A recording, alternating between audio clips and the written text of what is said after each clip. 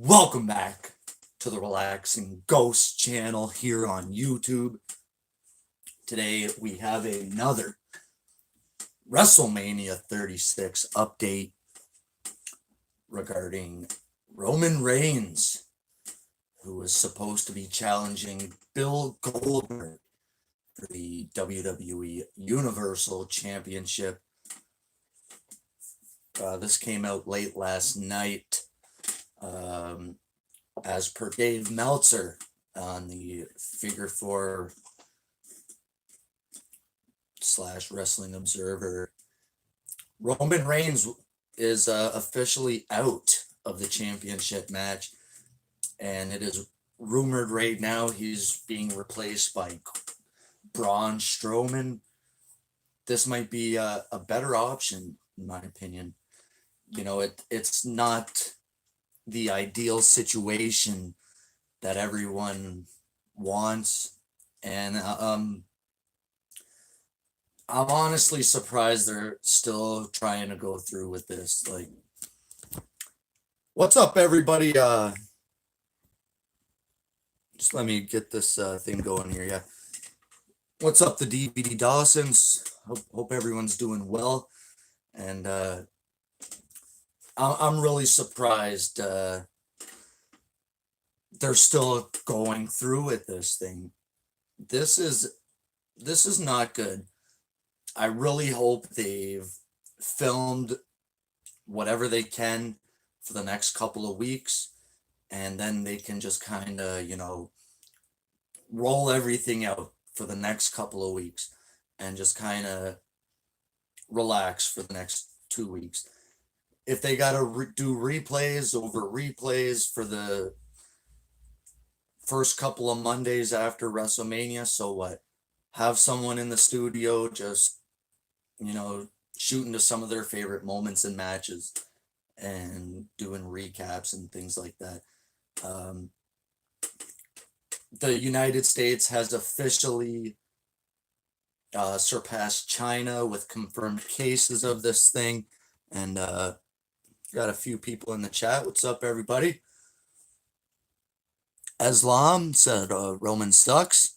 Roman doesn't suck. He's just doing what he's told. And yeah, guys, health comes first. I don't care if you're the WWE champion, whatever.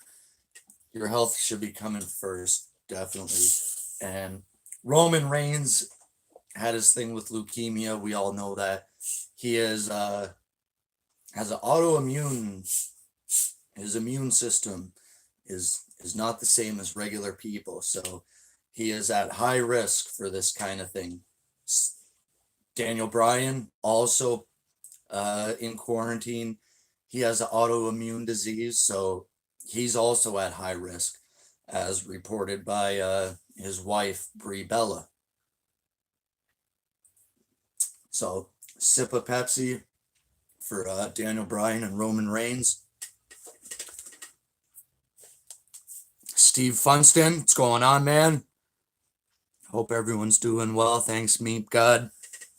And so it's rumored right now that they're going to be at the Performance Center to kind of set this angle up between Strowman and Goldberg.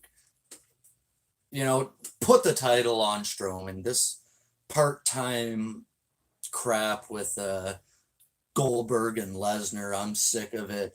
I've been sick of seeing Lesnar as champion since 2014. I don't care if he's a big draw or not. Part-timers should not be the champion. What's going on, man? He said the Fiend destroy for what now? Yeah, exactly. Goldberg beat the Fiend at a super shit show, and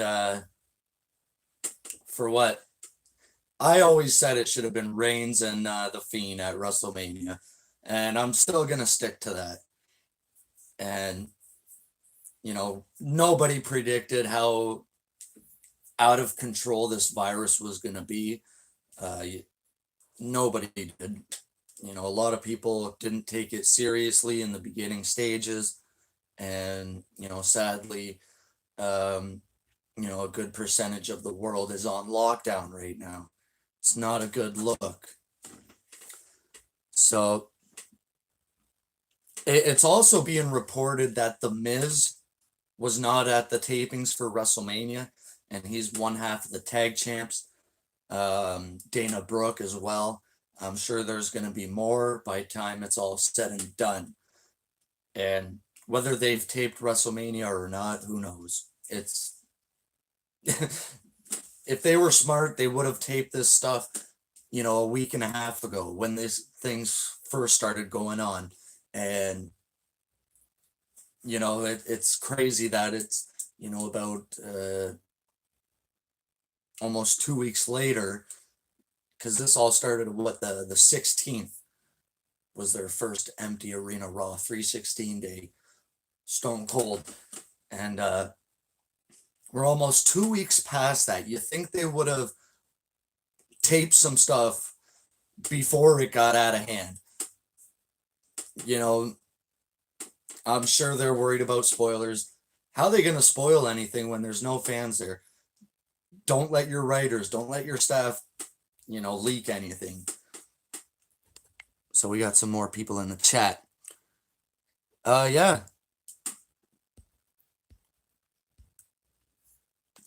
Saw someone, they want to see someone from NXT face Goldberg. I don't even want to see Goldberg in the WWE at this point. That match with Undertaker a year ago, that really made me mad.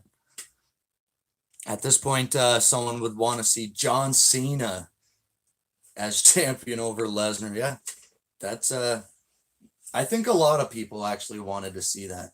The Fiend versus John Cena. I had an idea about that where, John Cena's chasing 17. The Fiend is just unbeatable. The Fiend wants his revenge from WrestleMania 30 when Cena, beat Bray Wyatt. And now the Fiend's the champion. John Cena wants 17. This story kind of wrote itself. So John Cena, I think Cena could be a better part-time champion than Goldberg and Lesnar. The documentary on Vice was, I think it aired over the weekend.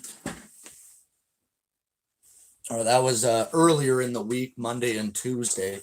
I did watch it. I will put out a review for that. If you guys would like to see another live stream for that, maybe tomorrow, if it's possible.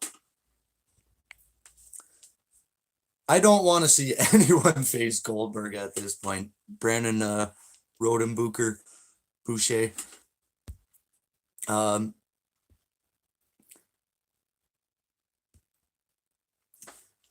Yeah, the thing is, WWE, they put themselves in this position where they feel like these guys of the past are bringing in on all these great ratings and whatnot. And personally, they're not. In my opinion, I don't feel like they're bringing in ratings. They're still hovering around that 2.5 million mark. Some weeks are lower, some weeks are higher. 2.4, 2.3 million. It seems like whether they bring in Austin or Taker, Goldberg, Lesnar, they don't really see a significant jump to justify putting the title on them. And to me, at this point, it's ridiculous. WrestleMania, I always kind of expect it, but let's face it, they're doing it month after month, year after year. It's been going on for quite some time now. I can even remember as far back as, WrestleMania 28. That was 8 years ago when they first initially brought Rock back.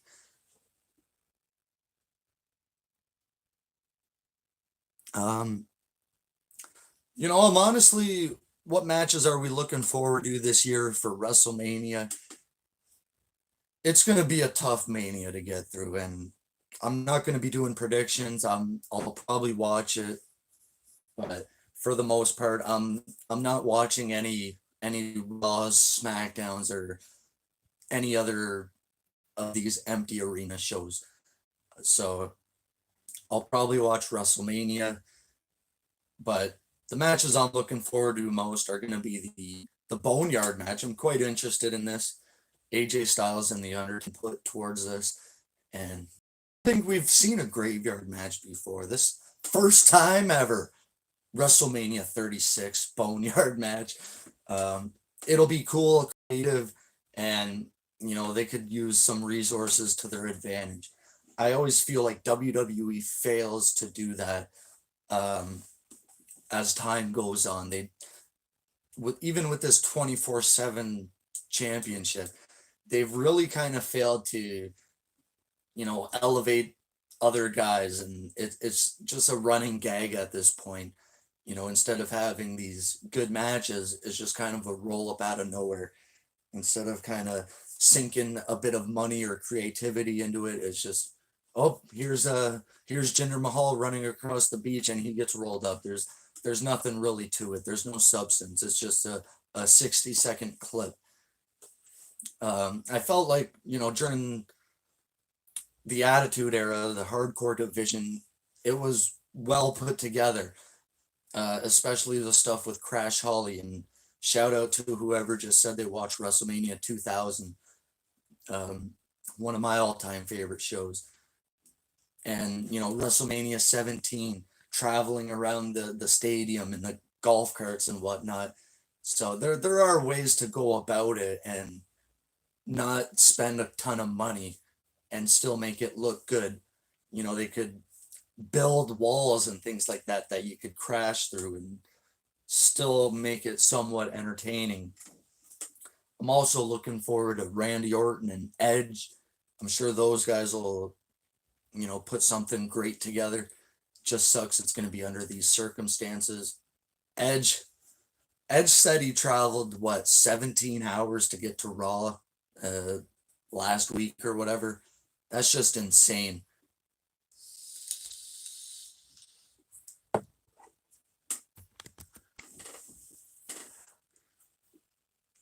So R-Truth is the best 24/7 champion.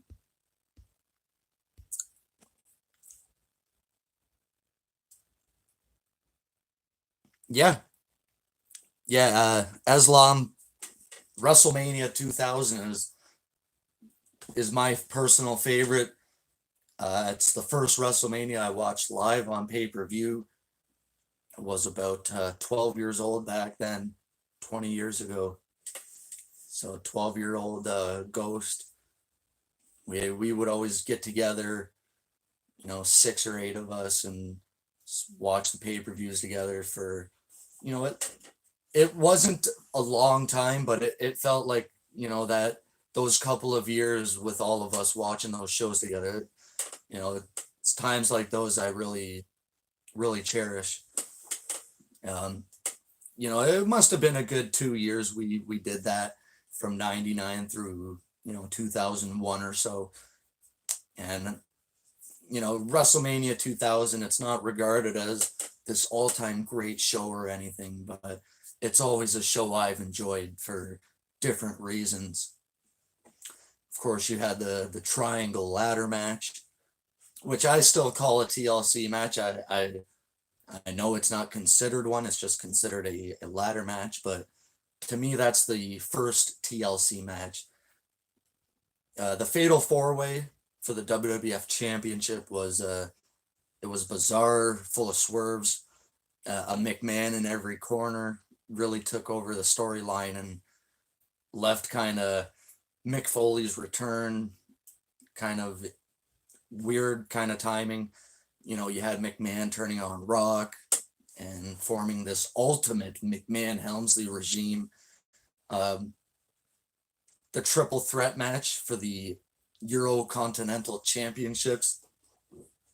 Excuse me here. Benoit, Jericho, and Kurt Angle, 3 of the all-time greats. And just a quick, short match like that. That match probably went about 15 minutes for both falls. And I think that's really cool. I like the concept of the match, and seeing those guys in that era was really cool.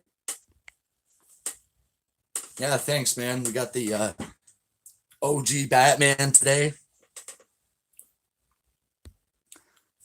DVD Dawson says, I think Goldberg should have retired after WrestleMania 33. That would have been a good idea. I'm not sure anyone was clamoring to see Goldberg return this past year or whenever it was when he faced The Undertaker. I know I wasn't. Was it that match actually started pretty good. It's, that things that led up to the finish of the match and the botches and whatnot, and then him just randomly getting a title shot against Bray Wyatt.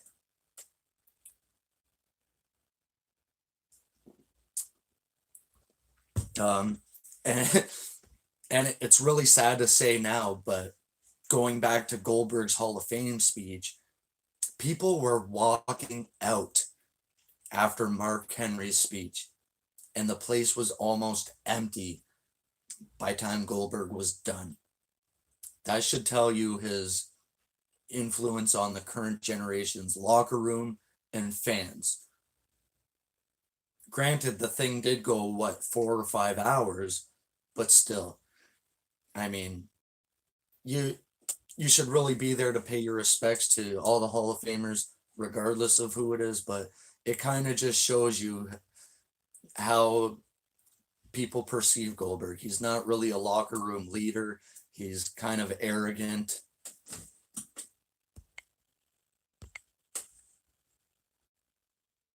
Brandon Lewis is here with a SmackDown Alexa Bliss versus Asuka.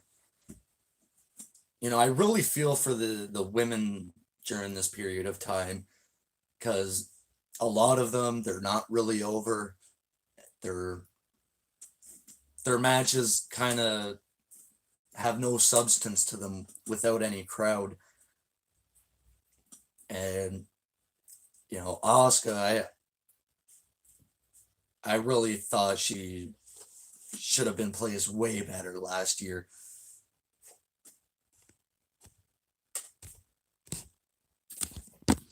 So DVD Dawson also loves WrestleManias 17 and 18. So you're in the UK, right, bud?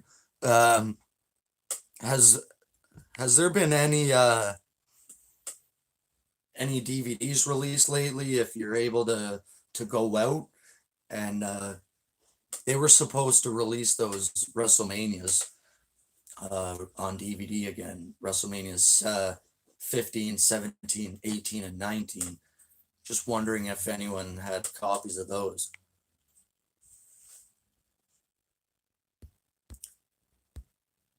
So yeah, I hope you guys are excited for that Benoit documentary review. I'll tell you what, man, very emotional. That's very, very emotional. It hits you hard, and it hits you again and again. And I'll be honest with you, Chris Benoit, he was one of my all-time favorites, and it's very depressing watching shows like that. And it's tough to go through. There was file photos and stories and things like that. Now, I've been quite into the stories and whatnot of people that have done interviews before. I have listened to Nancy's sister on Jericho's show before. David Benoit, he's just recently come out about a lot of this, over the past year or so. So a lot of this stuff has been out before, but thumbs up to the guys at Vice. They put together some good stuff.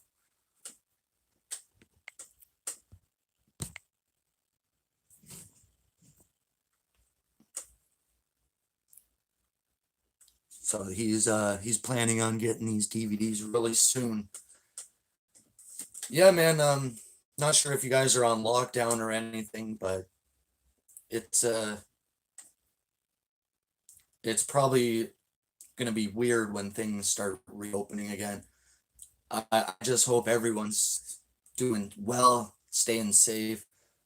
It's it's hard times right now, and it's tough to imagine what we're going through. Everybody, I'm definitely not trying to spend as much money on DVDs and things like that right now, but it's still weird if Elimination Chamber is going to be on DVD. I haven't seen any updates on that. It's supposed to be out, I think, in a couple of weeks still.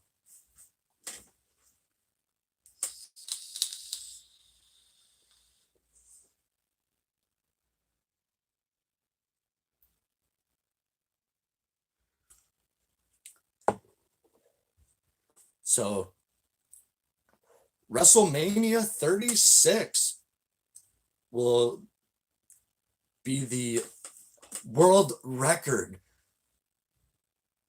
for no fans. The smallest attendance ever for a WrestleMania. Isn't that quite sad? They were on a roll there for a long time. Since WrestleMania 22, every WrestleMania after that had been in a stadium. And you could debate each attendance figure, I'm sure. According to Dave Meltzer, they're just inflated. Um, and I'm actually quite surprised WWE does stuff like that. Like, who cares really? Who really cares if the number's 30,000 or 60 or 80,000? I don't care what the attendance is. If it looks full and it looks good, I could care less if there's 40,000 or 30,000 or 65 or 55. It doesn't make a difference to me watching at home. It's it's just bizarre that they do things like that. They're kayfabe to the max. And want to give a shout out to Tion Couponer. If you guys are interested in DVDs and things like that right now, highspots.com had a 50% off sale during this time period. Not sure how long that'll last.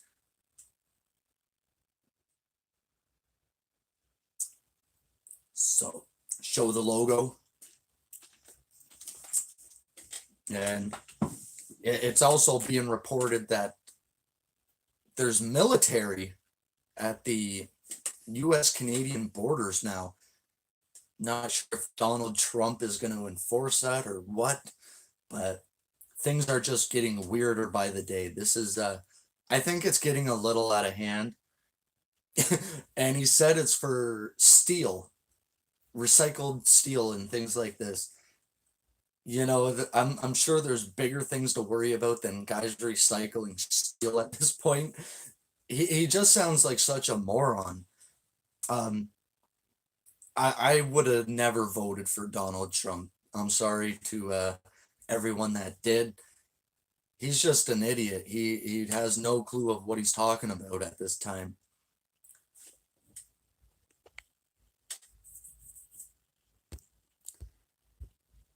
So, any more questions, guys, to whoever's left here? It's also rumored Dark Side of the Ring.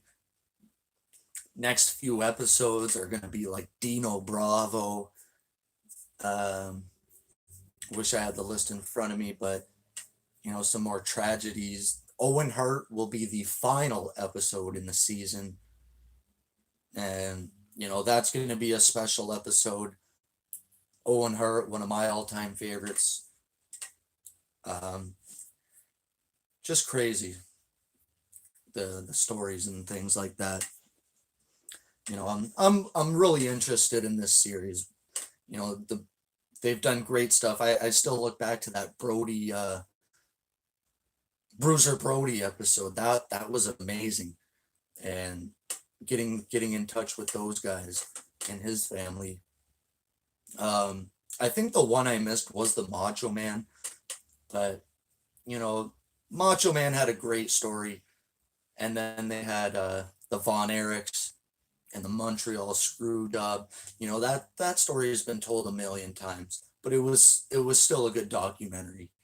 So overall, they've really did a great job putting some of these documentaries together.